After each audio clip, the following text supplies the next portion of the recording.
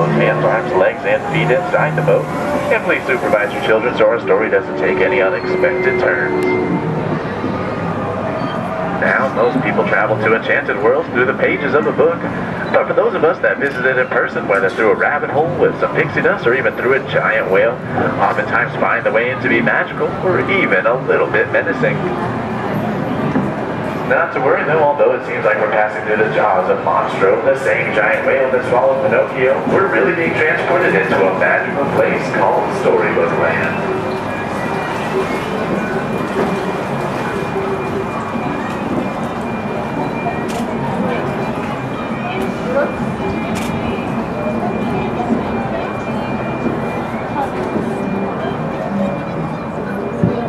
Of course, our story is going to begin with a once upon a time, but in this case, it's the cave coming up on our left-hand side of the big bad wolf. Now, he's always chasing after the three little pigs who luckily live all the way on the other side of the canal. One lives in a house of straw, one in a house of sticks, and one lives in a house of 100% wolf-proof bricks. Oh, that's so cute. Then our story takes a strange turn because just around the corner coming up on our left-hand side is the quaint English village that's home to Alice from Alice in Wonderland.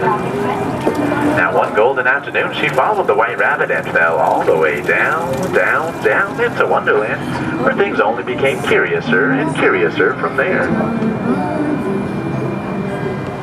In fact, Storybook Land's filled with such enchanted places like London Park, over which Peter Pan, Michael, John, and Wendy flew with the help of Tinkerbell's pixie dust on their way to Neverland, where they never ever had to grow up.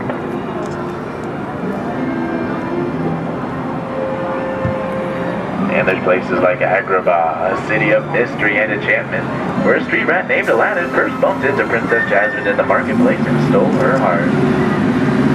Now, although the two are from different worlds, with the power of love and with the help of a genie, they were married and to this day live in the Sultan's palace atop the hill.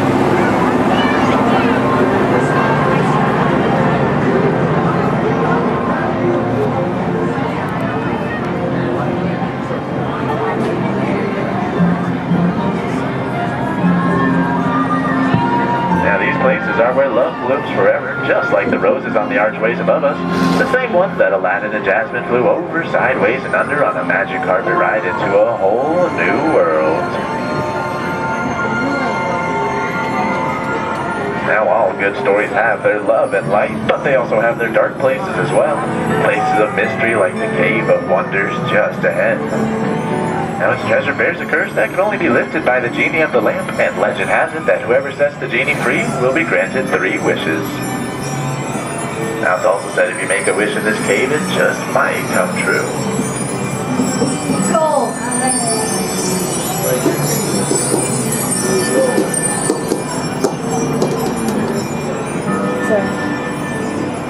Sorry. Now we know that Snow White wished for a safe place when she fled the evil queen and came upon the cozy forest cottage to our right-hand side. It's home to the 7 dwarfs who offered her shelter in thanks for her kindness. And we might be able to see their mind or even hear them whistle while they work. And we turn the page to our left-hand side. The Blue Roof Chateau is where Cinderella grew up with her wicked stepmother and stepsisters. Oh, there's like a little... Now wishes are a powerful part of every story, just like Cinderella's wish to go to the ball. Her fairy godmother granted that wish, but when she didn't return by midnight, her coach turned back into a pumpkin where it still lies on that bridge today. Now, although magic has its limits, luckily love does not, and Cinderella now lives happily ever after with her Prince Charming.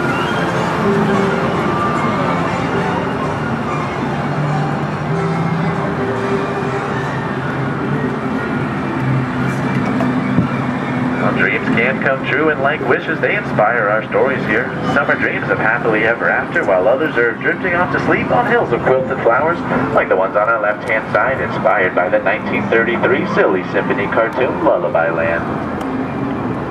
Now, there's magic everywhere here in Storybook Land, even in all the miniature plants that are all completely real and will never grow up, thanks to the enchantment of Tinkerbell.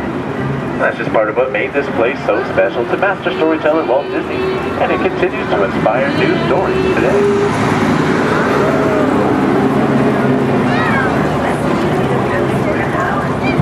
Some of these stories like that of The Wind in the Willows with Moley Rat and Mr. Toad, whose stately manners coming up on our left-hand side. But it doesn't look like anyone's home today. He must have taken his motor car out on a wild ride, headed nowhere in particular. Or there's stories of magic like that of Arendelle beneath the snowy mountains just ahead. Although Elsa fled to the ice palace atop the fjord, her sister Anna just couldn't let her go.